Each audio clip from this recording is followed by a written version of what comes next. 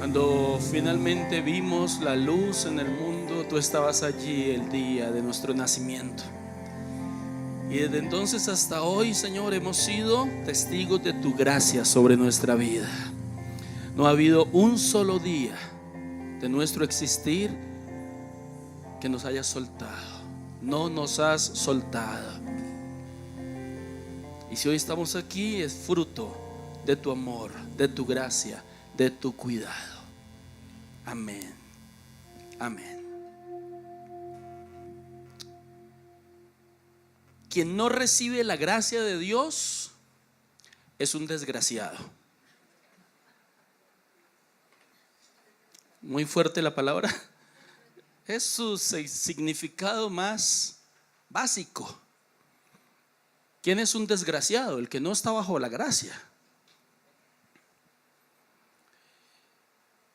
Gracia es recibir un regalo inmerecido.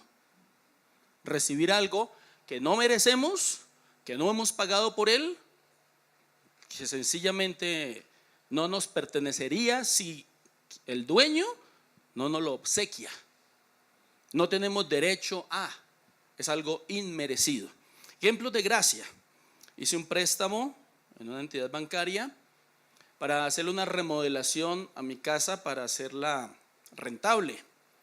Y entonces el banco me dio unos meses de gracia entre el desembolso del dinero. De hecho, la conversación fue: ¿cuántos meses se va a demorar hacer la remodelación? Tantos meses. Y el banco me dice: le damos esos meses de gracia para que mientras hacen la construcción usted no pague.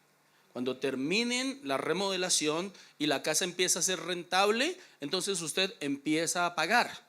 Y esos meses de gracia que me dio el banco, yo soy deudor con el banco, pero no pago, porque me dieron ese tiempo de gracia. La deuda está.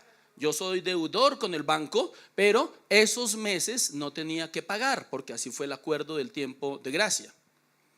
Gracia es que cambian el pico y placa, y durante unos días se da tiempo de gracia para procesos pedagógicos en los cuales, así la persona cometa la infracción, no tiene que pagarla. Ahora, tiene que hacer el comparendo pedagógico, que bien aburridor sí es, no porque yo lo haya hecho, me han contado. Tengo un amigo que me contó. Pero aún si cometiera la infracción, ese infractor merece pagar por cometer la infracción, pero es un tiempo de gracia pedagógica en la cual la persona no tiene que pagar el comparendo. Eso es gracia.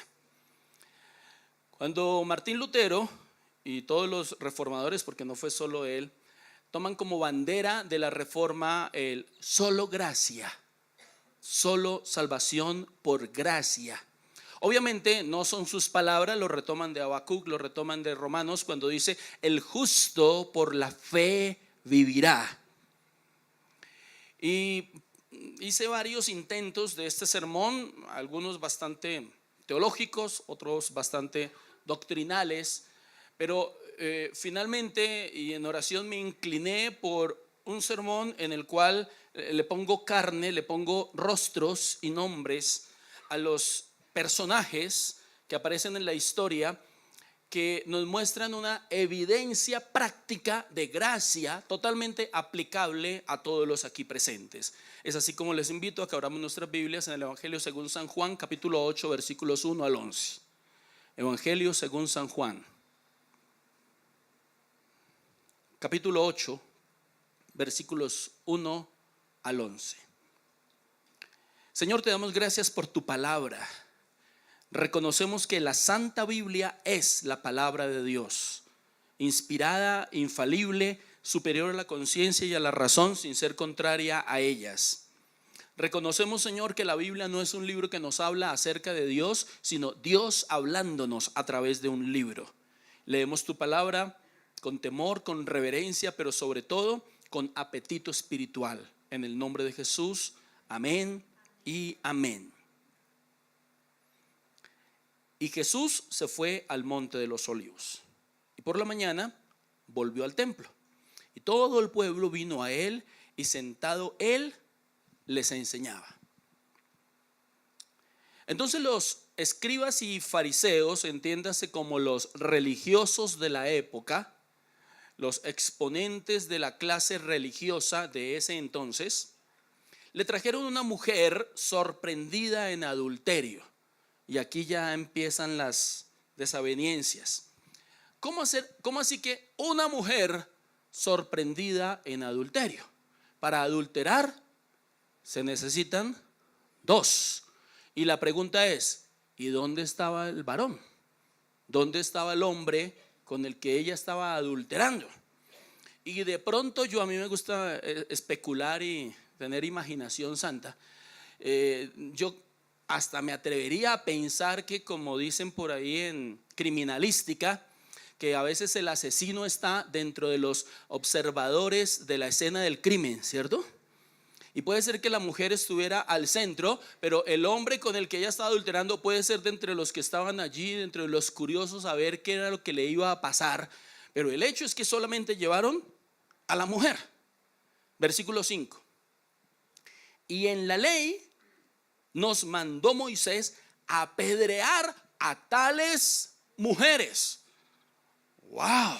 Y son la clase religiosa los que están interpretando la ley, pero les invito a que consideremos las palabras de ellos con las palabras de la ley. Porque miren lo que ellos están diciendo. Y en la ley nos mandó Moisés apedrear a tales mujeres. Busquemos Deuteronomio 22:22, que es la parte que ellos citan. Deuteronomio 22:22.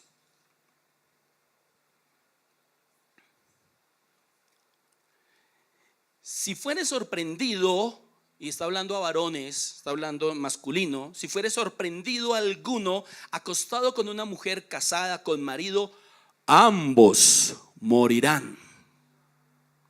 El hombre que se acostó con la mujer y la mujer también, así quitarás el mal en Israel. Entonces, ¿era cierto lo que los religiosos estaban diciendo? Que la ley decía que tales mujeres deberían morir. ¿Quiénes eran los que deberían morir? Los dos. ¿Y por qué se la dedicaron a la mujer?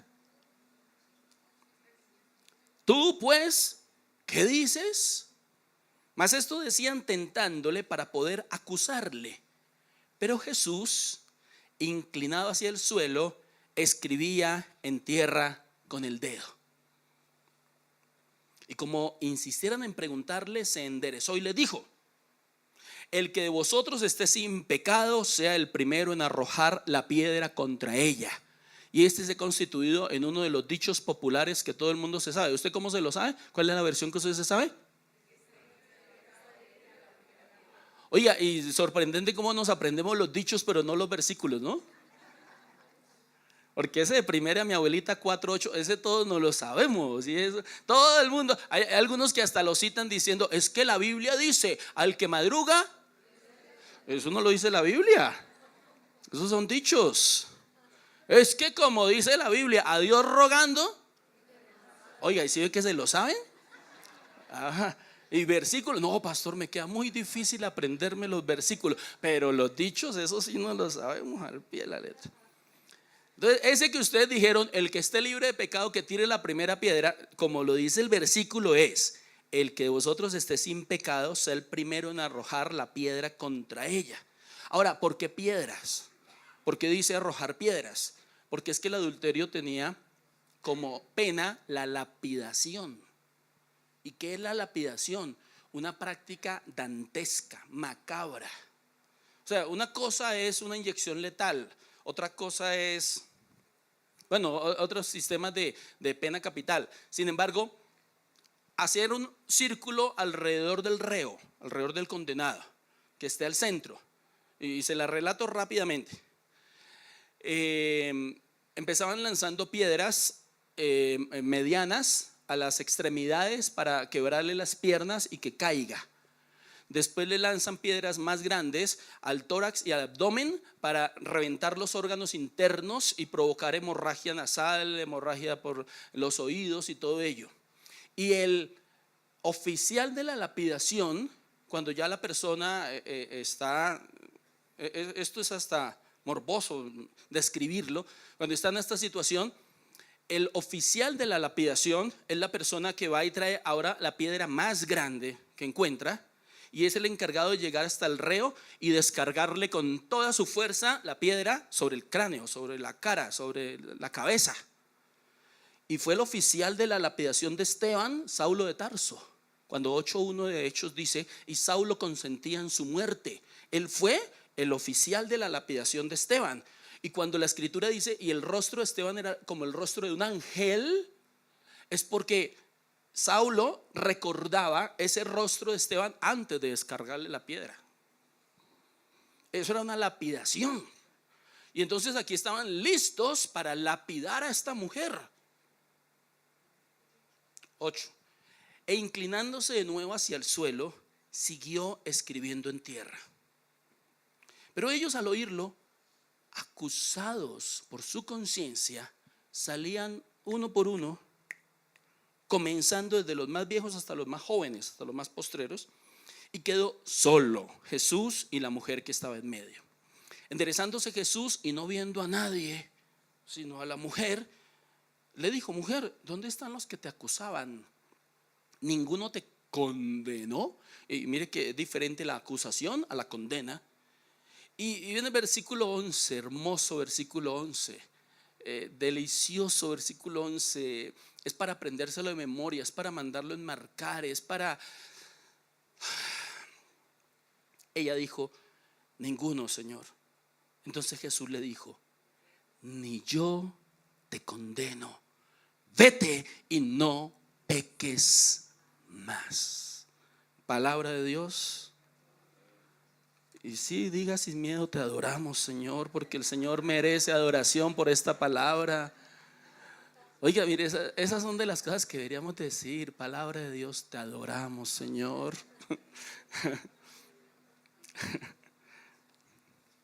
Quiero señalar 4 enfrentamientos que tuvo la mujer ese día. El primero fue el pecador frente a otros pecadores. Vamos a campamentos de niños, hacemos las cabañas, y he tenido la experiencia de decirle a los niños: muy bien, este es el reglamento interno, estas son las normas de convivencia que nos van a regir. Entonces ustedes ayúdenme a poner los castigos para los que infrinjan las normas de convivencia. Por ejemplo, para un niño que entre a la habitación de las niñas, cosa que está prohibido, ¿qué pena le ponemos? Y los niños esos se lanzan con toda su creatividad. No, que lave los baños de todo el campamento, que los lave con el cepillo de dientes, que estos se desbordan en castigo sobre algo así. Listo, y la patrulla que llegue tarde, la última que llegue a la formación, no, que lave la loza de todos, que lave las ollas, que deje todo reluciente. Y la gran conclusión a la que saco es que ellos formulan castigos como si nunca fueran a ser ellos los que los tuvieran que cumplir. Y por eso son tan desbordados en el hecho de poner castigos, porque nunca piensan que son ellos los que en algún momento los tienen que cumplir. Muy bien, es la misma escena de los que estaban haciendo el círculo de la lapidación ese día. Porque el pecado ciega las faltas propias, mientras que agudiza los sentidos para descubrir las faltas de los demás. Y porque en un desorden de valores, las personas que estaban allí listos para lapidar a la mujer se creían mejor que ella y consideraban que sus pecados no eran tan graves. Eso nos deja una falencia teológica en la cual se estratifican los pecados y se consideran que hay pecados grandes y pecados pequeños, cuando tal falacia es falsa. Eso no existe. No hay pecados grandes, no hay pecados pequeños delante de Dios. Y entonces, cuando el pecador se enfrenta a otros pecadores, se enfrenta con una actitud tal cual la del fariseo, que en Lucas 18:11 decía: Dios, te doy gracias porque yo no soy como los demás hombres, ladrones, injustos, adúlteros, ni aún como este publicano. Dios nunca nos juzga comparándonos con otros pecadores. Entonces ahora les pongo un ejemplo de mi actividad docente. Cuando a mí un estudiante me llega con un trabajo y me dice: profesor, quiero exponer una queja, una insatisfacción respecto a mi calificación de este trabajo, porque es que usted me puso esta calificación y sacan de la manga otro trabajo, dice, y a otro compañero le puso esta calificación. No hay nada que enoje más a un docente. ¿Por qué? Porque quiere que se le haga justicia comparando su trabajo y su calificación con la de otro estudiante, cuando la calificación de los dos trabajos es potestativo del docente. Y entonces, ¿cuál es mi actitud? Mira, no estamos hablando del trabajo de tu compañero ni de la calificación de él. Miremos el tuyo y miremos en qué es lo que piensas que he sido injusto en relación con tu trabajo, no en la comparación de tu trabajo con el de el otro estudiante. ¿Y por qué digo que es potestativo del docente? Porque es que una gran tarea docente es equilibrar la heterogeneidad de los grupos por capacidad, por trascendencia, por trayectoria, por escolaridad, por X, Y o Z motivos. Hay personas que uno las puede poner aquí y hay otras que las debe poner aquí. Y la labor docente es equilibrar esos picos de heterogeneidad para ser docente para unos y para los otros. ¿Y por qué traigo a colación el ejemplo? Porque Dios no nos juzga comparándonos con el pecado de los otros. Es una relación personal e intransferible la que tenemos con Dios. Y entonces estas personas se creían pecadores élite, pecadores que tenían la facultad de juzgar a la pecadora, pecadores que se creían que tenían la facultad de condenarla y hasta tomar la justicia por sus propias manos. El pecador frente a otros pecadores. Segundo, el pecador frente a la ley. Ya leímos Deuteronomio 22, en la cual no había nada que hacer. Esa mujer ese día debía morir. Y paréntesis, y el hombre también.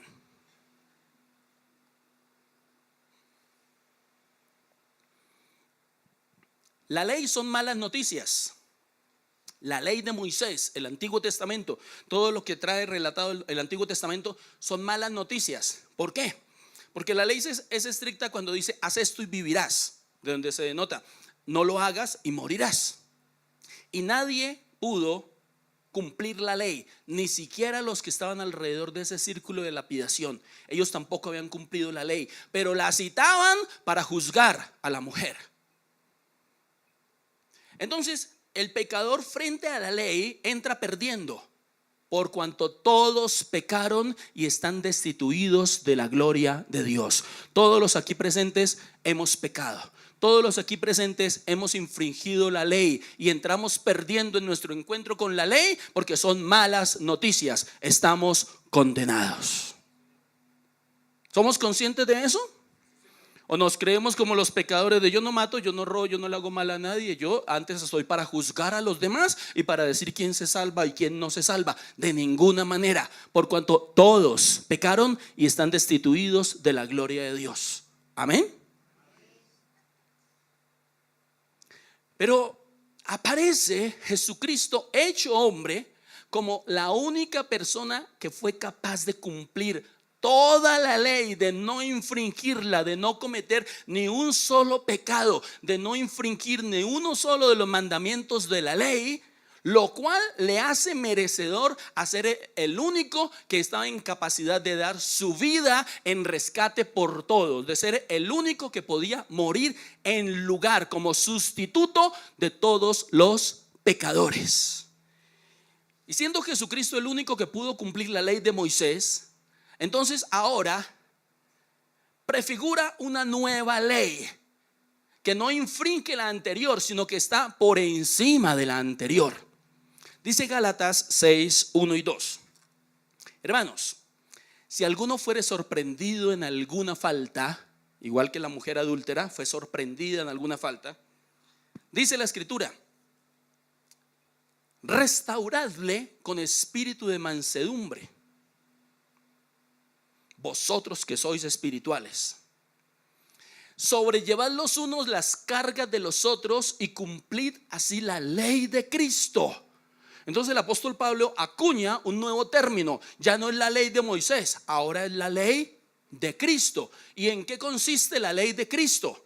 La ley de Cristo, Gálatas 4:14, dice, y en esta palabra se resume toda la ley: amarás a tu prójimo como a ti mismo. Y era el mensaje del video que vimos durante la ofrenda. El servicio a los demás, el amor expresado en servicio, en dar a los demás. Y es porque sencillamente los mandamientos tienen 3 divisiones: mandamientos en relación a Dios, mandamientos en relación al prójimo y mandamientos en relación a uno mismo. Y cuando el primer y gran mandamiento, dijo Jesús, es: amarás al Señor tu Dios con todo tu corazón, con toda tu alma y con todas tus fuerzas. Y este resume todos los que tienen que ver con Dios, porque si yo amo a Dios, pues no le monto competencia, no tengo ídolos. Si yo amo a Dios, pues guardo las cosas que son sagradas. Si yo amo a Dios, no voy en contra de Dios. Ahora, y el segundo es semejante a este: amarás a tu prójimo como a ti mismo. Entonces, si yo amo a mi prójimo, pues no lo robo.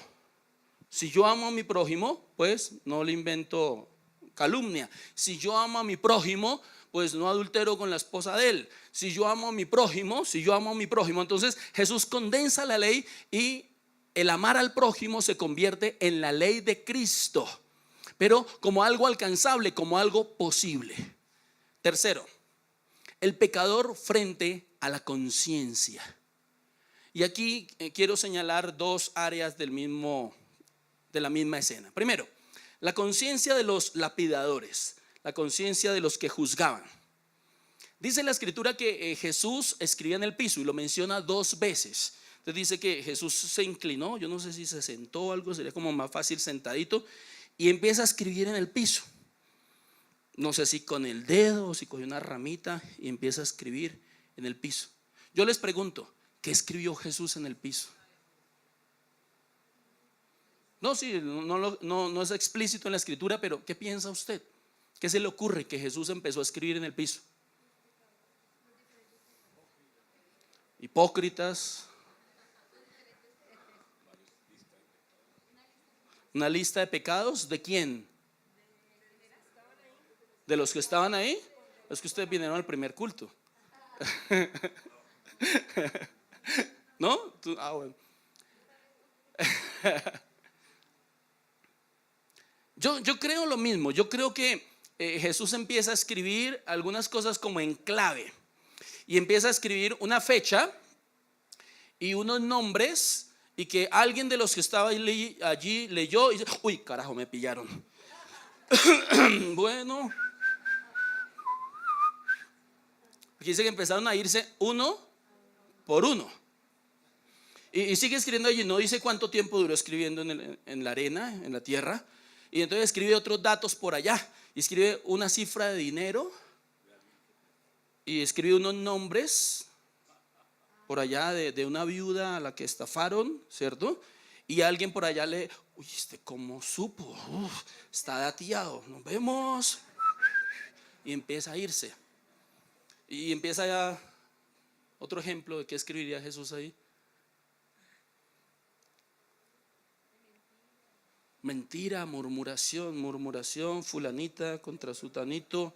Y entonces empiezan a irse unos por unos ante su conciencia descubierta, su conciencia acusada de cosas que Jesús. Ahora estamos especulando, no lo dice la escritura, pero es que ¿por qué se iban? ¿Por qué se empezaron a ir uno por uno? A mí me parece que ante la arrogancia religiosa que tenían, las palabras de Jesús de que el que esté libre de pecado que tire la primera piedra, no iba a ser suficiente como para que ya dejemos las piedritas aquí y vámonos para la casa. No, tuvo que haber algo más inquisitivo, tuvo que haber algo más fuerte que les hiciera desistir de su deseo de lapidar a la mujer. Y esta escritura en el piso tiene un significado grande, porque Jesús confronta la conciencia de los acusadores, pero también hay que ver que Jesús escribió en la arena, no escribió en la roca. Jesús escribe estos datos y estos pecados de las personas en la arena, que al otro día, que a las pocas horas ya estaría borrado, reconociendo que había esperanza también para esos pecadores, reconociendo que también había gracia para esos pecadores. Jesús no lo escribe en la roca, no lo escribe en mármol, no lo escribe de forma imborrable, porque hay gracia, porque hay perdón, porque hay amor aún para persuadir a los que querían lapidar a la mujer. La conciencia de la mujer. Consideremos finales alternos de la historia. Se empiezan a ir todos, y Jesús allá inclinado escribiendo, y la mujer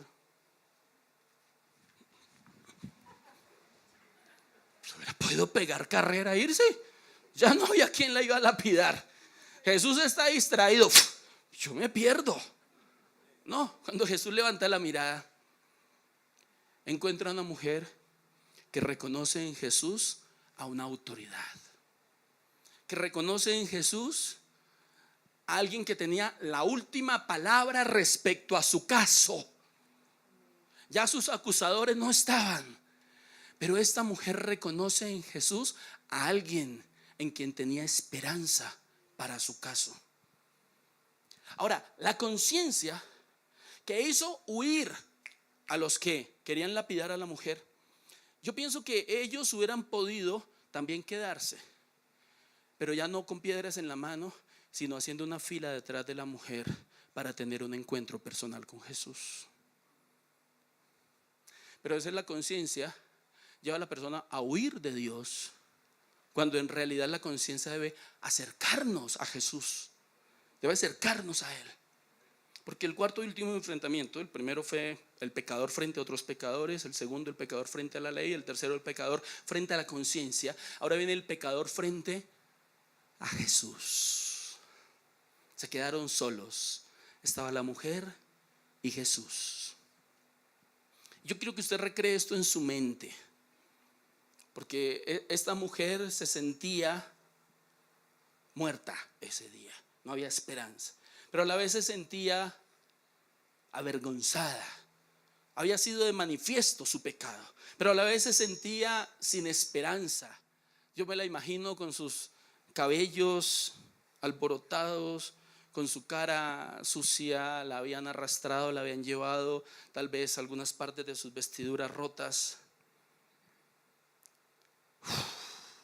Cuando Jesús levanta la mirada y los ojos de esta mujer se encuentran con los ojos de Jesús, no encuentra a un juez, no encuentra a un dictador, encuentra el amor, la misericordia, la gracia de nuestro Señor y Salvador Jesucristo. No encuentra a alguien que la juzga, no encuentra a alguien que la señala con el dedo acusador. Encuentra una mirada tierna, compasiva, amorosa, que le pregunta retórica, porque era obvio que ya no estaban. ¿Y dónde están los que te acusaban? No hubo ninguno que te condenara. Y la mujer responde: no, Señor, se fueron. Y el Señor le dice estas benditas palabras que son para ti, que son para mí, que son para todo aquel que quiera estar bajo la gracia de Dios. Porque el Señor te dice en esta mañana: ni yo te condeno.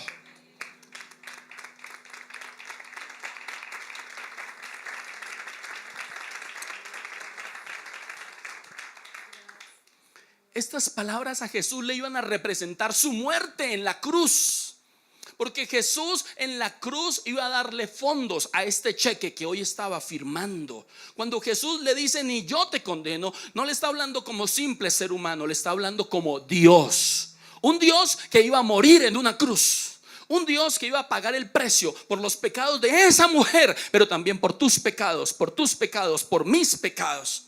Y esa frase de Jesús le valieron la muerte. Que Jesús le dijera ni yo te condeno, es la máxima expresión de la gracia de Dios. porque merecía ser condenada, porque según la ley merecía la muerte, porque según la conciencia merecía la muerte, y por eso se quedó allí. Pero el mismo Jesús que habló con esa mujer en esta mañana está aquí en medio de nosotros, extendiendo su gracia sobre tu vida y diciéndote: ninguna religión te puede salvar, ningún sistema religioso te puede traer esperanza. ¿Por qué envolvemos tanto el evangelio? ¿Por qué distraemos tanto de la verdad del evangelio? No hay ninguna forma que tú pudieras pagar por esa salvación, ni con dinero, ni con obras, ni con asuntos religiosos, ni con peregrinaciones religiosas. No hay nada, solamente tú frente a frente con Jesús, cara a cara con el autor de la vida, cara a cara con el Salvador del mundo, Él diciéndote: ni yo te condeno. Hay salvación en Cristo Jesús, hay esperanza en Cristo Jesús. No estás aquí para que esta iglesia te juzgue de ninguna manera. No estás aquí para que te señalemos de ninguna manera. Tú has venido aquí a tener un encuentro personal con Jesucristo, un Jesucristo amoroso, un Jesucristo de gracia, un Jesucristo misericordioso. Pero ojo, porque no puede terminar la predicación aquí. Las palabras de Jesús son contundentes y completas. Y la máxima expresión de la gracia es cuando Él dice: ni yo te condeno, vete y no peques más. Porque la verdad, yo no me imagino a la mujer adúltera pasando los años, muriendo, llegando ante la presencia de Jesús en la eternidad y saludando a Jesús: hola Jesús, ¿cómo estás? ¿Te acuerdas de mí? Yo estaba allá, me iban a lapidar. Ah, sí, ¿cómo estás? ¿Y qué? ¿Cómo estás? No, pues yo seguí adulterando, y adulteré con el uno y adulteré con el otro, y tuve una vida desordenada. Pero como tú me dijiste: ni yo te condeno, pues aquí estoy para ver qué vas a hacer conmigo. No, Jesús fue claro cuando le dijo: ni yo te condeno. Y la razón por la cual no te condeno es porque el siguiente versículo, después del versículo más conocido por el pueblo cristiano, ¿lo decimos juntos? ¿Se animan a decirlo? Juan 3:16. A ver, digámoslo conscientes, pensando en lo que estamos diciendo. 1, 2, 3. Porque amó para que todo aquel... Un momentico. ¿Cree o crea? Cree. El que sigue creyendo. No es crea, no es un pasado completo, perfecto, no. Todo aquel que en Él cree. Entonces retomemos el versículo: para que todo aquel que en Él cree nos tenga. Versículo 17: porque no vino el Hijo a condenar al mundo, sino para que el mundo sea salvo por Él. Jesucristo no vino a condenarte, Jesucristo vino a salvarte. Jesucristo vino a darte esperanza. Jesucristo vino a darle esperanza a tu familia. Él no vino a juzgarte, no vino a señalarte. Él sabe que eres pecador, Él sabe que has fallado, pero vino a mirarte a los ojos y a decirte: ni yo te condeno, porque no vine a condenar al mundo, sino para salvar al mundo. Y esta es la condenación, versículo 18: que la luz vino al mundo y los hombres amaron más las tinieblas que la luz. Amado hermano mío, no ames las tinieblas, no ames las obras de las tinieblas. Ama la luz, ama al autor de la luz, ama al autor de la salvación.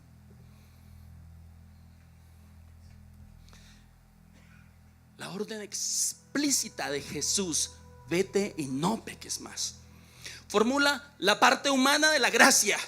¿Cómo así, pastor? Acabo de decir que la gracia es un regalo inmerecido, y ahora está diciendo que tiene una parte humana. La parte divina es ese regalo inmerecido cuando Él te dice: ni yo te condeno. ¿Cuántos están felices con eso? Poquitos. ¿Cuántos de verdad podemos gozarnos que Jesús esta mañana nos diga: ni yo te condeno, ni yo te condeno, ni yo te condeno? Esa es la parte divina de la gracia. Pero la parte humana de la gracia es cuando Él nos da órdenes estrictas diciendo: vete y no peques más. Porque arrepentimiento no es cuando lloras, arrepentimiento es cuando cambias. Y se ha extrapolado el tema de que no es la salvación por obras. Entonces ninguna obra que haga después de ser salvo me va a condenar. No, ya lo decía Mateo aquí en su exposición. Si bien las obras no producen gracia, la gracia sí produce obras de arrepentimiento, obras de cambio. Porque si nosotros, que ahora Cristo vive en nuestro corazón, no somos diferentes a los que no tienen a Cristo en su corazón, ¿a qué jugamos? Apaguen y vámonos, porque entonces ¿qué? ¿A qué jugamos? ¿Cuál es la obra de Cristo en el creyente? ¿Cuál es la obra del evangelio en el creyente? Cuando Jesús le dijo a la mujer: vete y no peques más, le está trazando una agenda de santidad, una agenda de vida santa, una agenda de percibir la gran obra de Jesucristo sobre la vida. Y yo no sé a ustedes, pero yo no puedo soportar la mirada de amor de Jesús, la mirada de misericordia de Jesús, la mirada de perdón de Jesús, diciéndome: ni yo te condeno,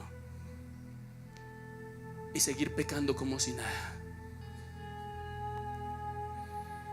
Porque ante el encuentro con Jesús, la vida cambia. Ante el encuentro con Jesús, los valores cambian. Ante el encuentro con Jesús, la familia cambia.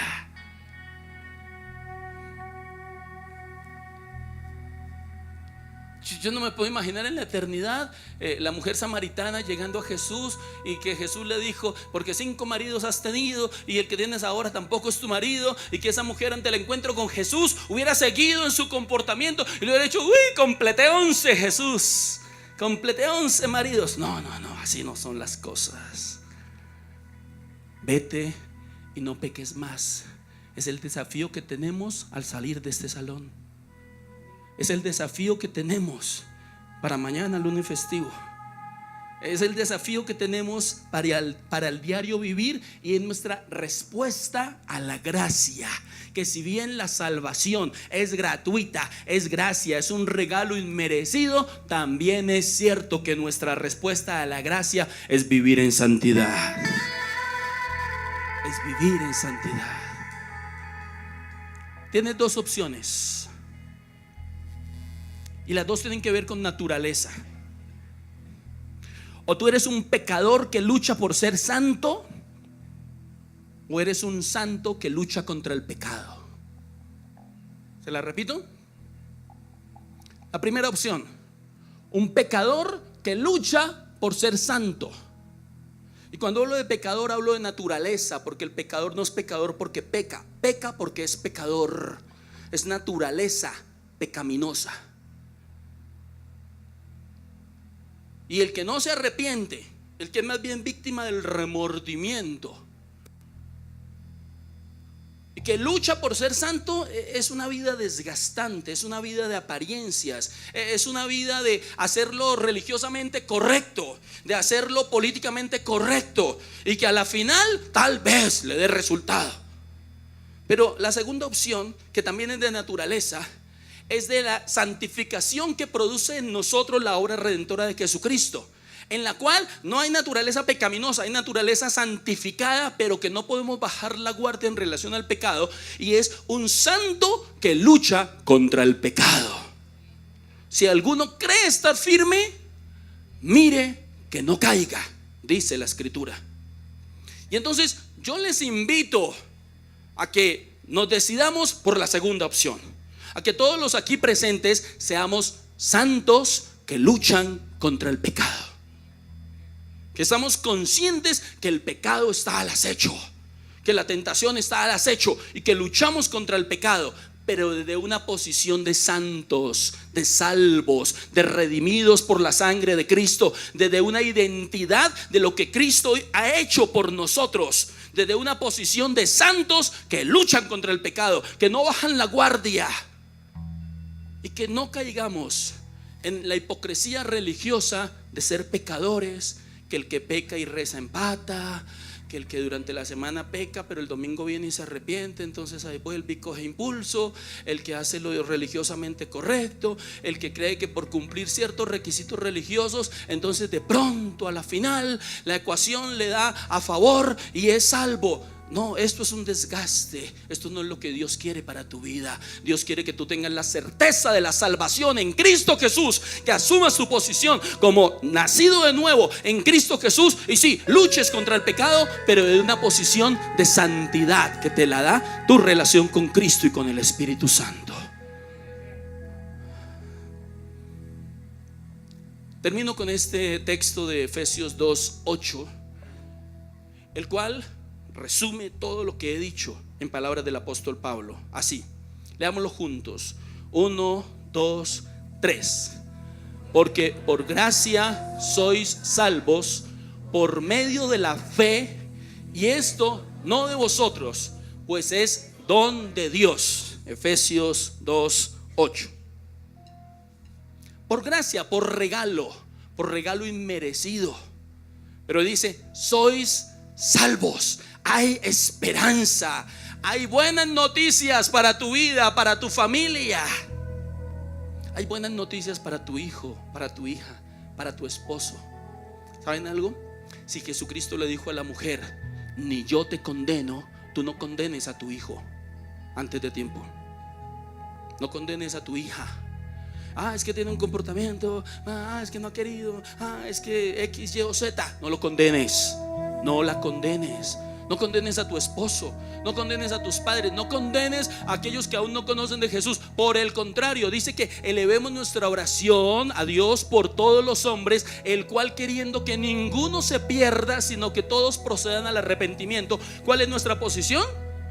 Orar por ellos, seguirles presentando el evangelio, ponerle el palo en la rueda respecto al pecado. Sí, en el caso de los padres con los hijos, pero de ninguna manera condenarlos. Mientras ellos tengan vida, hay esperanza de salvación en Cristo Jesús para sus vidas. Y si Jesús nos dijo, no te condeno, también les dice a nosotros, no condenes a tu hijo, no condenes a tu esposo.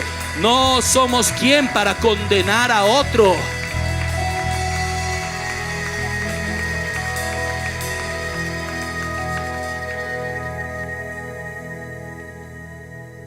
No condenes al exmovilizado. No condenes al exguerrillero.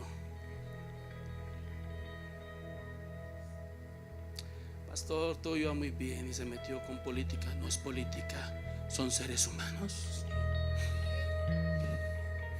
Son hombres y mujeres por los cuales también murió Cristo, y que están en la picota pública, y que están en el centro del círculo de la lapidación social. Y que si la iglesia no es respuesta para ellos, ¿quién es respuesta para ellos? No los condenes. Ora por ellos, por su salvación, por un proceso certero de reinserción.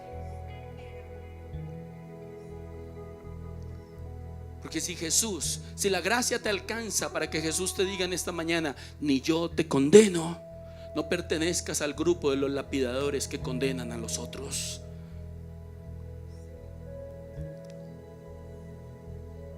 La gracia de Jesucristo está presente en medio nuestro, y la presencia de Jesucristo es real en medio de nosotros.